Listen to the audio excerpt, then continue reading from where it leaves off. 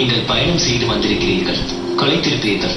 வாருங்கள், வந்து ஓய்வெடுங்கள், பிறகு பேசிக் கொள்ளலாம். ஆனால் சீதா... கவலைப்படாதீர்கள் அம்மா. என் அண்ணனின் இரு பிள்ளைகளும் இங்கு வந்துவிட்டார்கள். சீக்கிரமே என் அண்ணையும் இங்கு வந்து விடுவார்கள். நான் தான் என் அண்ணையை வனத்தில் தனியாக விட்டு வந்தேன். அதனால் நான் உங்களுக்கு நம்பிக்கை அளிக்கிறேன். நாளை அவர்களை மீண்டும் அழைத்து வருவேன்.